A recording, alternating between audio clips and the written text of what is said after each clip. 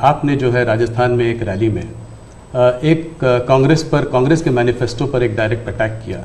आपने ये तक कहा कि इनका एक स्कीम है जिससे कि ये वेल्थ डिस्ट्रीब्यूट करना चाहते हैं, ये पता लगाना चाहते हैं किसके पास कितनी जमा पूंजी है, किसके पास कितना पैसा है, किसके पास कितना सोना है, सिल्वर है, चांदी है, और उसको वो मुसलमानों में और घुसपैठियों में बांट देना चाहते हैं। क्या ये थ्रेट इतना रियल है? क्या आपको ऐसा दिखता है? कांग्रेस का जहां तक मैनिफेस्टो है, कोई मुझे बताए क्या चुनाव के अंदर पॉलिटिकल पार्टियों के मैनिफेस्टो ये कोई शोपीस के लिए होते हैं क्या? सचमुच में तो मीडिया का काम है कि हर एक पॉलिटिकल पार्टी के मैनिफेस्टो की बारीकी से जांच पड़ताल करें। मैं इंतजार कर रहा था कि मीडिया करे।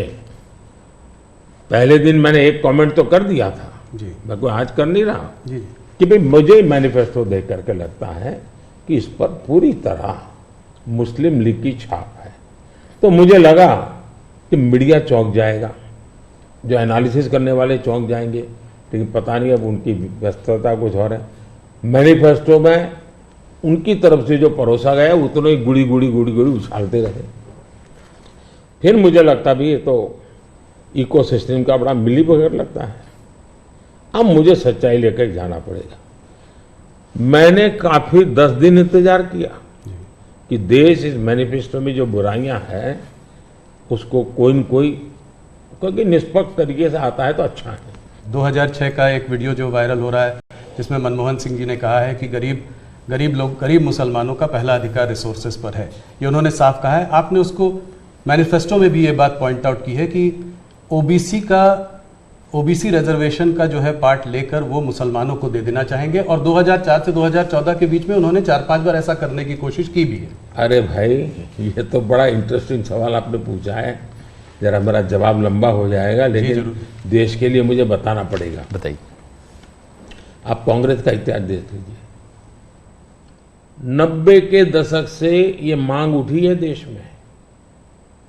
समाज का एक बहुत बड़ा तबका है जिसको लगता था कि हमारे लिए कुछ होना चाहिए, उसके लिए आंदोलन हुए हैं।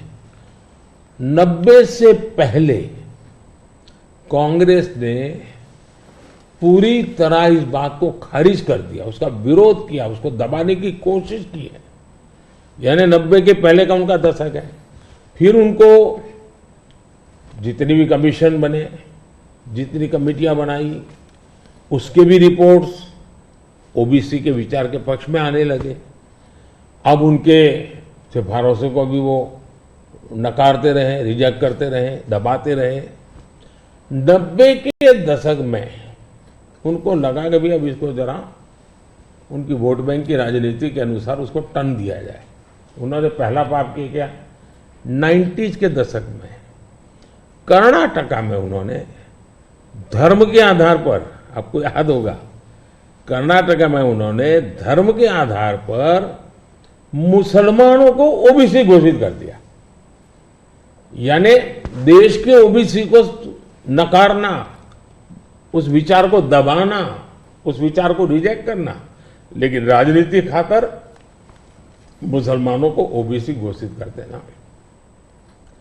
केंद्र से कांग्रेस गई, 2004 तक ये प्लान ठप रहा, उनका इरादा पक्का नहीं हुआ। 2004 में वो फिर आए, तो आते ही आंध्र में मुस्लिम को ओबीसी कोटा ये देना तय कर लिया। मामला कोर्ट में जाके उलझ गया। अब ओबीसी के 27% जो आरक्षण में मिला हुआ है, भारत के संसद ने दिया है, संविधान के मूलभूत भावना के प्रकाश में दिया है।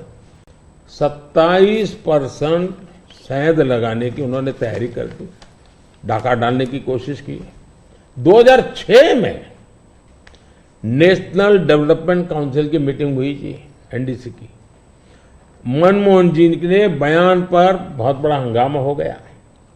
2 साल कांग्रेस पूरी चुप रही। 2009 के घोषणा पत्र में फिर से इसका जिक्र किया। 2011 में कैबिनेट नोट है इसका।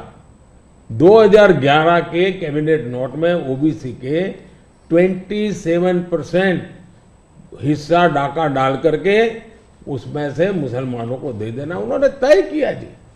2012 यूपी चुनाव में भी उन्होंने इसकी एक असफल कोशिश की, फायदा नहीं हुआ।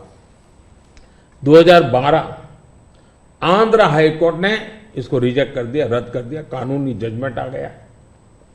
एससी में गए, सुप्रीम कोर्ट में गए, वहां भी उनको कोई रिलीफ नहीं मिला। 2014 के घोषणा पत्र में भी धर्म के आधार पर आरक्षण की बात कही है, जबकि हिंदुस्तान का संविधान जब बना तब तो कोई आरएसएस वाले, बीजेपी वाले संविधान सभा में नहीं थे। बाबा साहब आम्बेडकर जैसे लोग बैठे थे, पंडित नेहरू जैसे बैठे थे, सरदार वल्लभ भाई बैठे थे, देश के कई महापुरुष बैठे थे। उन सब ने लंबे चिंतन के बाद तय किया था कि भारत जैसे देश में धर्म के आधार पर आरक्षण नहीं दिया जा सकता। 2024 के चुनाव में आप देख रहे हैं उनका मैनिफेस्टो, और मैंने कहा इस पर पूरी तरह मुस्लिम लीग की छाप है, यानी मुस्लिम लीगी नीतियां उन्होंने अपना शुरू किया। अब ये जो उन्होंने स्थितियां बनाई हैं, मुझे बताइए कि देश के लोगों को ये जिस प्रकार से संविधान की धज्जियां उड़ा रहे हैं, जिस प्रकार से लोग बाबा साहब आम्बेडकर को अपमानित करते हैं, एससी एसटी के आरक्षण पर भी खतरा, तलवार लटका देते हैं, ओबीसी का तो जीना मुश्किल कर देंगे। क्या मुझे देश की जनता को प्रशिक्षित करना चाहिए कि नहीं करना चाहिए? मैं सभी जो भी विद्वान लोग हैं, जो कलम के धनी हैं, जो निष्पक्ष हैं, उनका ये दायित्व बनता है कि ऐसे समय देश को वो एजुकेट करें, सही चीजें बताएं।